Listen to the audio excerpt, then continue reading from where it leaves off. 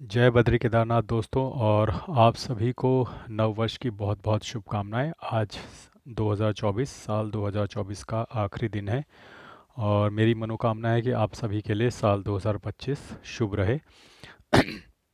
तो दोस्तों, ये तो रही शुभकामनाएं नए साल की, लेकिन जो अपना नया साल है वो ठीक जाता हुआ नज़र नहीं आ रहा है। जो नया साल आता हुआ लग रहा है, जो पुराना साल जाता हुआ लग रहा है, दोनों ठीक नहीं लग रहे। और मार्केट में बड़ा ही ज़बरदस्त फ्लक्चुएशन चल रहा है। आज देखिए निफ्टी सुबह से ही 31 दिसंबर को कैसा खेल दिखा रहा है। देखिए, एक तो गैप डाउन खुला, फिर सीधा नीचे चला गया 23,468। जो हमारे पिछले लो है 23,300 का, उसके आसपास चली गई मार्केट। फिर वहाँ से जब लोगों में खौफ पैदा हो गया तो मार्केट थोड़ा ऊपर खींच लाई। तो ये लोगों को डराया जा रहा है और फियर उनके दिमाग में घोला जा रहा है। आप देख सकते हैं कि ज़बरदस्त तरीके से मार्केट फ्लक्चुएट कर रही है, कभी ऊपर जा रहा है निफ्टी, कभी नीचे आ रहा है। Same happening with bank Nifty. Bank Nifty में तो कल बहुत बड़ा खेल हुआ 30 दिसंबर को, और शायद हाई से 1,000-1,200 पॉइंट नीचे बंद हुआ था बैंक निफ्टी। एक बार को चला गया था, फिर शायद थोड़ी बहुत रिकवरी हो गई हो, और सेंसेक्स के साथ भी वही खेल हो रहा है।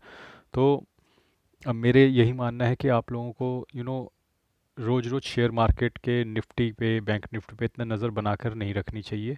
और अगर आपको यू नो समस्या होती है अपने इमोशंस को कंट्रोल करने में, अपने दिमाग को कंट्रोल करने में, अपने थॉट प्रोसेस को कंट्रोल करने में, तो रोज़ रोज़ मत देखो। आई थिंक वो भी एक अच्छी स्ट्रेटेजी होती है। जो लोग ऑटोमेटिक एसआईपी लगा कर रखते हैं वो देखते भी नहीं है रोज़ रोज़, वो महीने में एक बार देख लेते हैं और वो भी पैसा बना लेते हैं। तो रोज़ रोज़ देखने से क्या होता है, आपको अननेसेसरी प्रेशर क्रिएट होता है आपके दिमाग पे, और आपको ऐसा लगता है यार मेरा पैसा डूब तो नहीं जाएगा। वो अननेसेसरी थॉट्स आपके दिमाग में आते हैं। तो अगर आपके दिमाग में, सबका देखिए, सबका माइंड अलग अलग होता है। कुछ लोग उन थॉट्स को कंट्रोल ही नहीं कर पाते हैं, और जो लोग थॉट्स को कंट्रोल नहीं कर पाते उनके लिए मार्केट रोज रोज देखने की चीज़ है ही नहीं।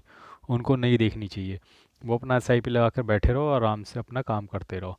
जो लोग इन चीज़ों को कंट्रोल कर लेते हैं, अपने माइंड पे उनका बेहतर कंट्रोल है, अननेसेसरी थॉट्स उनके दिमाग में नहीं आते, वो लोग इस सिचुएशन का फ़ायदा उठा सकते हैं। अपनी एसआईपी तो लगा कर रखें, और जब कभी अच्छा फॉल दिखे तो थोड़ा लमसम डाल दो और थोड़ा अल्फा जनरेट करने की कोशिश करो।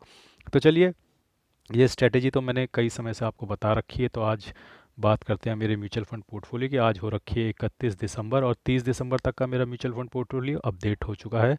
कल मेरे पोर्टफोलियो में गिरावट हुई है 5,576 रुपये की, और जो मेरा टोटल रिटर्न है अभी भी पॉजिटिव में बना हुआ है 7,705 रुपये। मेरी इन्वेस्टेड वैल्यू 27,45,000 है और करंट वैल्यू 27,53,000 है। ये पोर्टफोलियो 9 महीने पुराना है।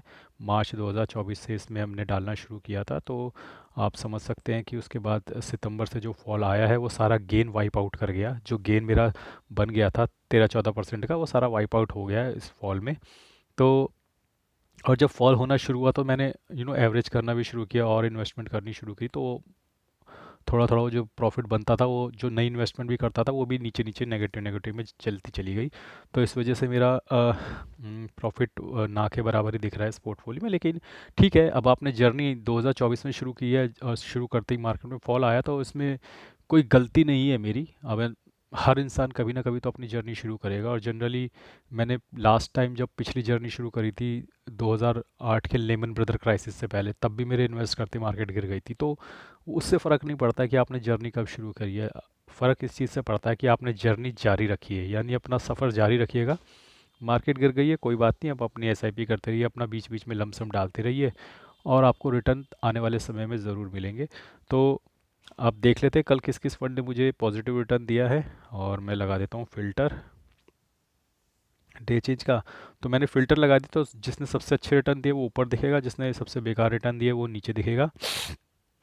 तो सबसे ऊपर तो वही है अपना industry topper Motilal Oswal mid cap. तो उसने लगभग 3,752 रुपये का मुझे कल रिटर्न दिया है। उसके बाद है H D F C mid cap, जिसने 577 रुपये का रिटर्न दिया है। पराग पारिक 180 रुपये का रिटर्न दिया है। एडलवेज मिड कैप 411 रुपये का रिटर्न दिया है। Can't large and mid cap 284 रुपये का रिटर्न दिया है।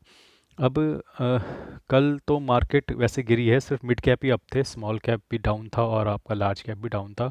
तो ऐसे सिचुएशन में कॉन्ट के फंड ने अच्छा परफॉर्म, थोड़ा सा बेहतर परफॉर्म किया है कल, क्योंकि कल अदानी के शेयर्स चल रहे थे। और हाल फिलहाल में एक दो महीना पहले हमने सुना था कि कॉन्ट ने अपना काफ़ी स्टेक जो है अदानी शेयर्स में बढ़ा दिया है। तो अब अदानी के शेयर्स चलने शुरू हो गए हैं, और मुझे ऐसा लग रहा है कि अब कॉन्ट के म्यूचुअल फंड्स में थोड़ा रिटर्न बेहतर आएंगे, थोड़ा बेहतर आएंगे, क्योंकि 100% स्टेक तो उनका अदानी में नहीं होगा। जो भी उनका 2 3 4% स्टेक होगा वो उन्होंने अदानी में किया था। और अब आप, कल एक न्यूज़ आई थी जो मैंने सुनी थी कि अदानी का जो प्रॉफिट है 2024-25 का, वो 17% CAGR आने की उम्मीद जताई जा रही है। तो ऐसे माहौल में जब प्रॉफिट्स नहीं निकल रहे हैं, अदानी ग्रुप ऑफ कंपनीज का 17% का CAGR आने की उम्मीद जताई जा रही है, ऐसा मैंने पढ़ा था कहीं कल। और अगर अदानी इंडस्ट्रीज़ के ग्रुप ऑफ कंपनीज का 17% का CAGR आने वाला है, तो आप सोच सकते हैं कि फिर अदानी के शेयर्स में बाइंग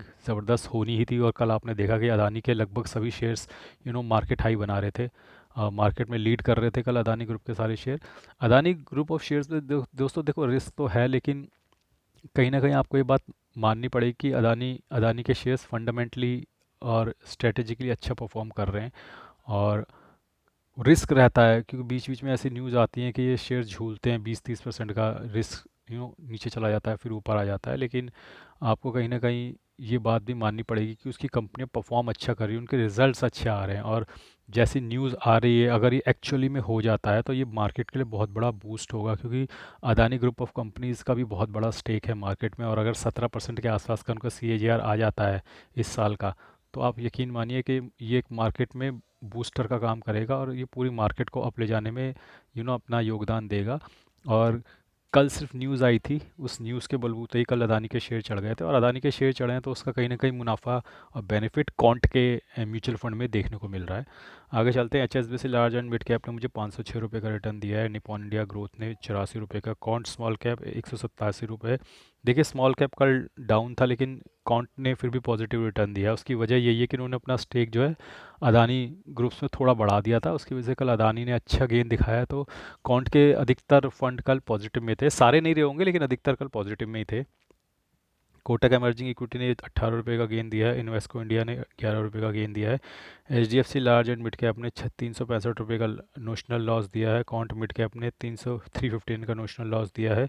मिड कैप तो कॉन्ट का बिल्कुल भी नहीं चल रहा है, आई डोंट नो क्या कर दिया इन्होंने इसमें।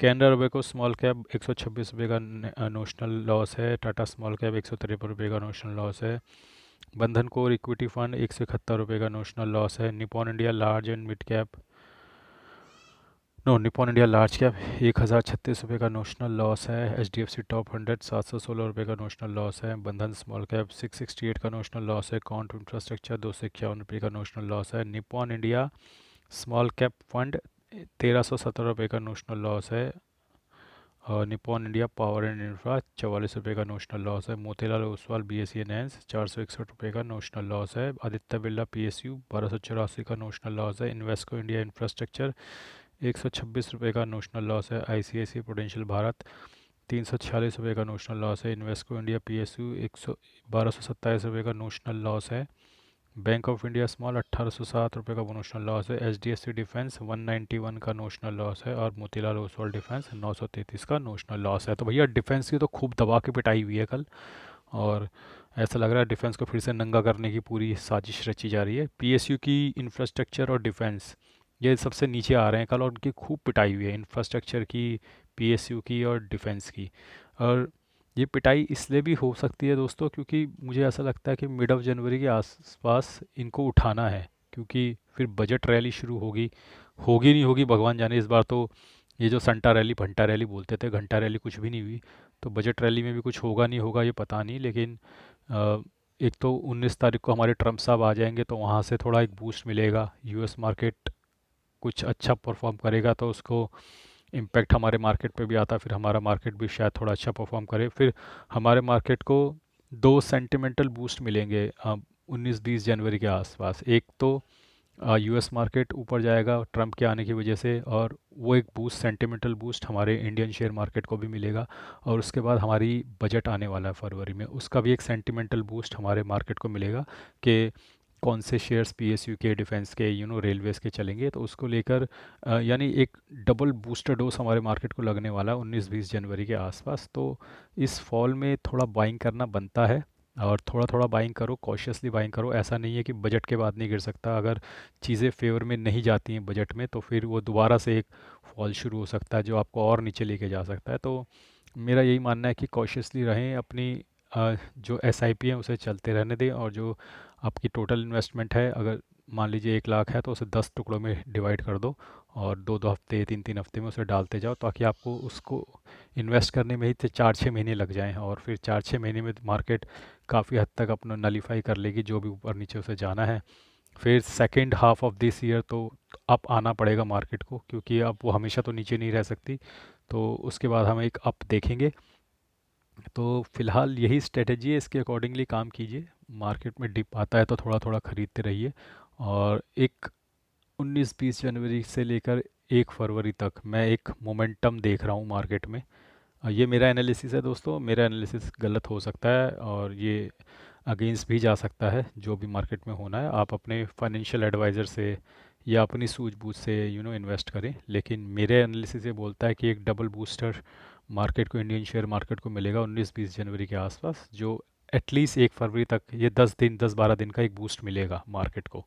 तो उसका ध्यान रखिएगा। बाकी ऑल द बेस्ट, और नए साल की आपको एक बार फिर से बहुत बहुत शुभकामनाएं। बद्री केदारनाथ से मैं प्रार्थना करता हूँ कि वो आपका नया साल शुभ करें। आज के लिए बस इतना ही। धन्यवाद। Good bye.